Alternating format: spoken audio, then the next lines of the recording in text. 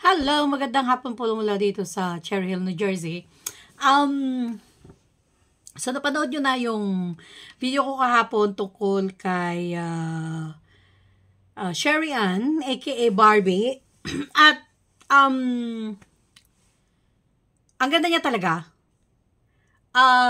It's so sad na pag sa Pilipinas, feeling ng mga karamihan sa mga Pilipina, na kapag maitim or kayumanggi ang kulay mo, is hindi na siya kagandahan or pinipilit nilang nagpapaputi, nagsasabon ng mga pampaputi, ano ba yung mga tinitik nila na gamot, injection, na mga pampaputi. It's a shame. Kasi, sa totoo lang, yung kulay natin is, nakayumanggi, is kinakainggitan ng mga white people. Sa katunayan, nagpapatan sila para lang makuha yung gaya ng kulay natin. Kaya gusto nila maging bronze, yung kanilang kulay maging brown. At gusto nila hindi lang basta brown, gusto nila yung makintab na brown. So nakita ko itong si Barbie or Sherry Ann. Nakita ko rin si Nenita at 10 ng kanilang mga pamilya, at ganun din si Pugong Biyahero. I'm sorry. Si Peking Bombay, na alam kong nag-reaction na ako tungkol kay Peking Bombay, tungkol sa kanyang kulay, kung bakit ganon yung kulay ni Peking Bombay. At nung nakita ko na naman tong si Ninita, and at the same time si Barbie, so ngayon, na-pick yung curiosity ko. Like, wow, ang gaganda ng mga batang ito, tsaka yung kulay nila, maganda yung pagka-brown, pagka-bronze. Bronze yung kulay nila. So, the next few minutes, sasabihin ko sa inyo kung bakit gano'n ang mga kulay nila, or possibility na reason kung bakit gano'n ang mga kulay nila, bakit gano'n yung mga itsura nila. Pero gusto ko lang sabihin na sa mga Pilipina, wag na pa kayong nagpapaputi kasi kinakainggitan po ang ating kulay. Sa totoo lang, ang taong darker ang skin, actually, napansin ko to na mas mabagal silang magmukhang matanda. Kung makita nyo yung tiyahin ko, who has like brown skin, hindi nyo iisipin na senior citizen na siya, na mataas na yung edad niya, no? Because I think na hindi mo masyadong mahalata yung pag-age ng isang tao kung darker ang skin niya. Now, naiinggit sa atin ang mga banyaga dahil sa ating mga kulay. Well, not me, because I'm more of the fairer skin. Kasi, meron kaming lahing inchik. So, kaya medyo maputi-puti ako. Actually, pati lahat ng kamag-anak ko on my mother's side, everybody is like fair-skinned. Sa father's side ko naman, half naman. Nung half fair-skinned, half is darker complexion. At yung mga darker complexion is naiinggit sila sa aming mga fairer complexion, which is not right. Ulitin ko ha, kay Barbie at saka kay Ninita, ang gaganda ng kulay nyo. Ang gaganda talaga ng kulay nyo. Yan yung mga kinakainggitan na klase ng kulay. Kaya ito'y nag-video ako para sabihin sa inyo na hindi nyo dapat maging proud kayo sa kulay nyo, because sasabihin ko sa inyo ang mga reasons kung bakit dapat kayong maging proud sa kulay nyo. Hindi lang yung una kong sinabi na because kinakainggitan kayo ng mga puti, sa ganyang kulay na gumagastos pa sila para lang magpakulay ng kanilang skin, para lang maging brown sila, maging tan sila. Ginagastusan po nila yon. Kaya actually blessed kayo. Ang pangalawang reason kung bakit kayo maging proud sa kulay ninyo is that mas safe kayo sa tinatawag nila na skin cancer.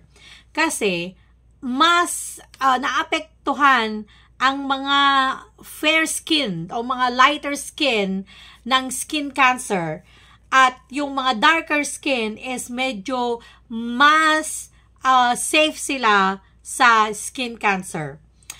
Proven po yon na that is a fact, and hindi lang po yan sabi-sabi o hindi lang yan kwento-kwento.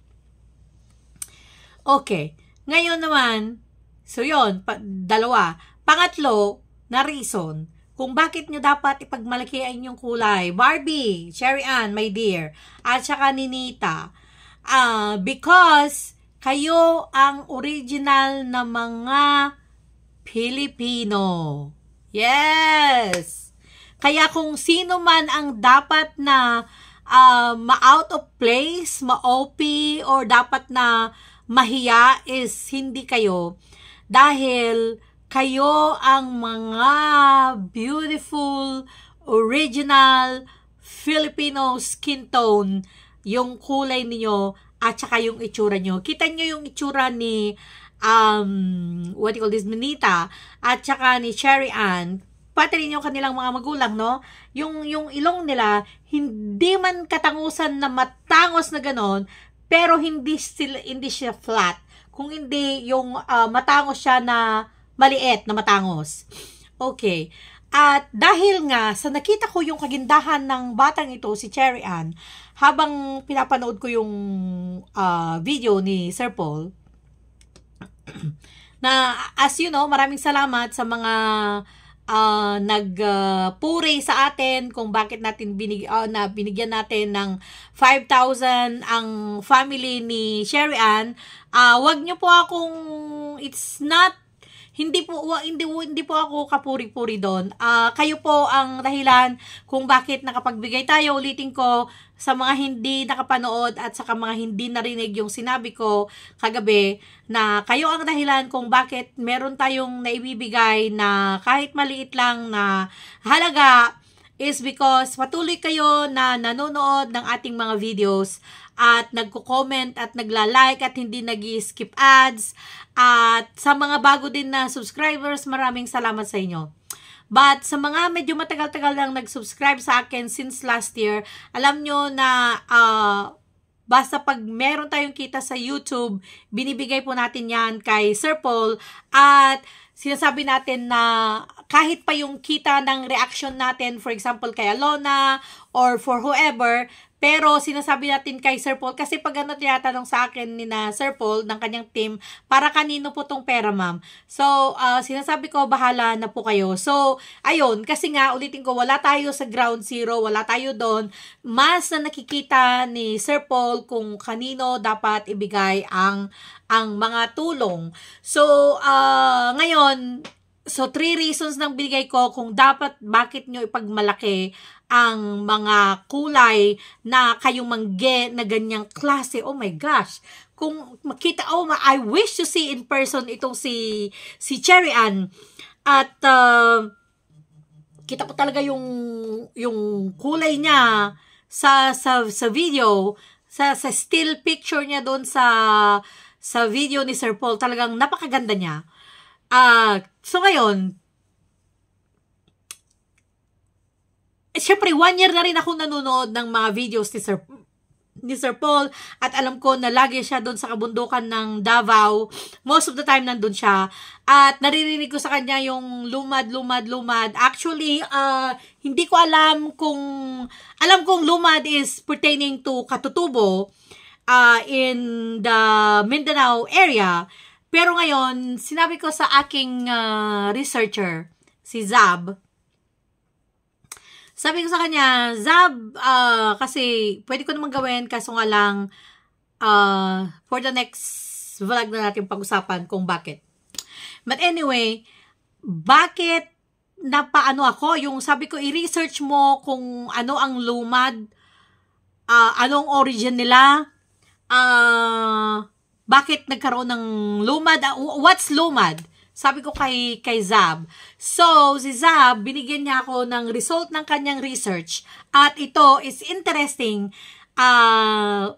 Kung nahahabaan na po kayo sa video, please. Gawin ko itong short lang kasi napaka-interesting po ito at saka napaka-educational para nang sa ganun is maintindihan natin kung bakit ganun yung itsura, yung kakaibang itsura, yung kakaibang beauty ni Ninita, ni Cherry Ann, na dapat nila itong ipagmalaki. Kaya kung ikaw na nanonood, subscriber ng aking video, ng aking YouTube channel, at hindi ka fair-skinned, darker skin ka, brown complexion ka, dapat kang magmalaki. Pagmalaki mo ang kulay mo at sana, huwag kang magpaputi. And anyway, so let me tell you kung bakit may lumad. Okay. Ang kwento ng lumad is, bago pa na-discover ni Magellan in 1521, is that the time na na-discover niya ang Pilipinas? Oh my shoot. But anyway, so bago pa na-discover ni Magellan, meron na yung mga tinatawag na wild tribes sa Pilipinas, at ang mga wild tribes na to is doon sila nagsettle sa Davao area. At actually, itong mga wild tribes na to, they were called wild tribes noong 1903, pero nagpunta na sila sa Pilipinas thousands of years bago pa natawag sila na wild tribe noong 1903. Okay po? So ngayon, that's interesting, right? So ngayon, bakit lumad ang tawag sa kanila? Well, ganito po yan. So sa Mindanao area, meron yung tinatawag na mga tao doon na Christians. So bago sila tinawag na lumad, they were called wild tribes before. Okay po? So then, naging lumad na sila. 1986 na silang tinawag na lumad because, ito pong pakinggan nyo, this is so interesting. Bakit tinawag ang mga taong ito na lumad is because tinawag sila noong 1986 na lumad because hindi sila Muslim at hindi sila Christian. So they are the third group of faith-believing people sa Davao or sa Mindanao. Hindi sila Muslim at hindi sila Christian. So sila yung pangatlong grupo na hindi Christian at hindi Muslim, so tinatawag sila na lumad. Itong mga lumad na to, they worship a certain probably nature or certain God na hindi yung God ng mga Christians at hindi God ng mga Muslims. Ngayon, bakit si Jeffrey Baptist? So ngayon, sa paglipas ng panahon, ang mga ibang mga katutubo na belong sa wild tribe na to, na unang tinawag silang wild tribe, na naging lumad, is yung iba nag-convert sa pagka-Kristyano, yung iba pagka-Muslim, pero yung iba napanatili nila yung kanilang paniniwala about nature. Kaya nga dahil sa ang origin ng kanilang belief is about nature, so kaya pala ngayon ko naintindihan, kasi sinasabi ko dati, bakit kasi nasa kabundukan sila, na dyan sila naninirahan, na wala silang malayo sila sa kabihasnan and all that. At itong research na to, dun ko nalaman na kaya pala because of their religious belief, at most is within the nature. Kaya sa nature, kaya pala na mas ginusto ng mga lumad na to ang tumira sa mga natural areas. Okay. Naman ang galing itong mga, ang lumad po is just what we call yung mga indigenous people na nagpunta sa Mindanao, particularly ng Davao, at iba-iba sila ng tribo. Okay. So, yung pagiging lumad pala, it's all about their religious description na hindi sila Muslim at hindi sila Christian. So, they are sa third na religious group. So, yun po kung bakit sila tinawag na lumad. And this is interesting. Na gaya ng sabi ko noon kay Peking Bombay, na tama yung sinabi ko, na ang mga lumads, ang mga wild tribe ng Mindanao, this is, tinawag sila kasi they are particular sa Mindanao, ha? Hindi po kasali ang Visayas, hindi po kasali ang Luzon. However, yung mga tribe na to, some of them, nag-spread out sila sa Visayas, and some of them spread out in Luzon. But, ang mga original na wild tribe, na mga original na lumad, is talaga of Mindanao. At, yun nga, ang mga lumad na to is nanggaling sila sa, they are called the early Austronesian settlers. Austronesian settlers ang tawag sa kanila because ang Austronesian na mga tao na to, 5,000 years ago, nanggaling sila ng Taiwan, and then nagpunta sila sa iba't ibang parte gaya ng sa Pacific. Kaya may mga itsura tayo na mukha tayong mga Hawaiians, mukha tayong mga Pacific Islanders. Ang itsura natin is because doon galing yung mga ninuno natin. At meron din sa Austronesians group na to, meron din galing din ng Africa. Kaya doon mo makikita kung bakit meron tayo yung mga Aitas, yung mga ganon. At what you call this? So, galing ng Southeast Asia, galing ng Pacific. So, ngayon, itong mga grupo-grupo na to, nag-stay sila, nakarating sila ng Pilipinas, particularly ng Mindanao. At ngayon, doon nag-evolve na lang yung kanilang mga itsura. Depende kung saan ang kanilang geography. At kaya nga, nakikita nyo na merong si Peking Bombay. Pero actually, kamukha niya sina Ninita, sina Cherry Ann, ganun yung kulay nila, ganun yung ilong nila, na because of their Polynesian origin, na kung saan sila nanggaling.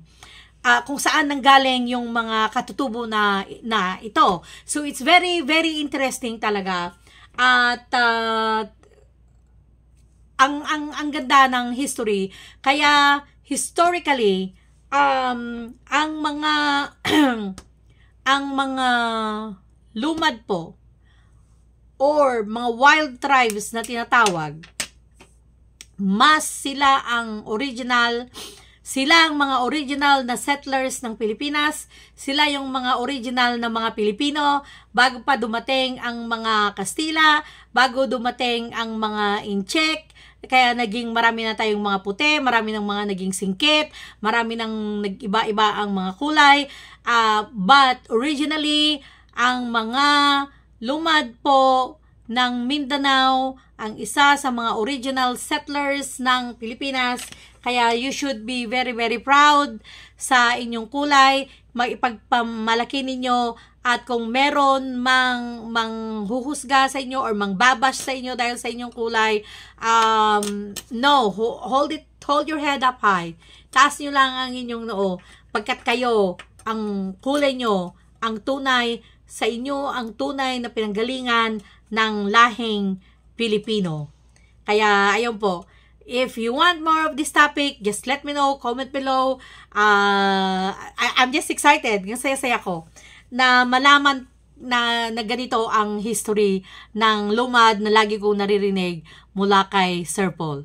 Kaya thank you. Please continue to watch this channel. Kahit maliit po tayo, at least kahit papaano is nakakatulong tayo. Kahit papaano is nakakapagbigay tayo. So, thank you so much.